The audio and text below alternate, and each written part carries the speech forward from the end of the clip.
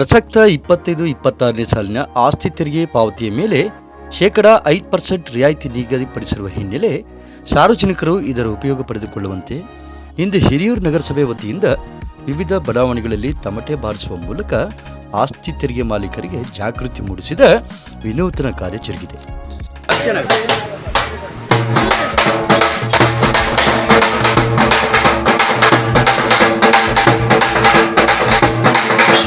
ನಗರಸಭಾ ವ್ಯಾಪ್ತಿಗೆ ಬರುವ ವಾಣಿಜ್ಯ ಹಾಗೂ ಗೃಹ ಉಪಯೋಗ ಆಸ್ತಿಗಳ ಮೇಲಿನ ಕಂದಾಯ ಬಾಕಿ ಉಳಿಸಿಕೊಂಡಿರುವ ಮಾಲೀಕರ ಸ್ವತ್ತಿನ ಮುಂದೆ ತಮಟೆ ಬಾರಿಸಿ ಕಂದಾಯ ಪಾವತಿಸುವಂತೆ ಎಚ್ಚರಿಸಿದ್ದಾರೆ. ಇದೇ ವೇಳೆ ಕಂದಾಯ ಗುಮಾಸ್ತರಾದ ಶ್ರೀನಿವಾಸ್ ನೇತೃತ್ವದಲ್ಲಿ ಜರುಗಿದ ವಿನೂತನ ಕಾರ್ಯದಲ್ಲಿ ಕರ ವಸೂಲಿಗಾರರಾದ ನಾಗರಾಜು, ದ್ಯಾಮಣ್ಣ ಸೇರಿದಂತೆ ನಗರಸಭಾ ಸಿಬ್ಬಂದಿ ವರ್ಗ ಹಾಜರಿದ್ದರು.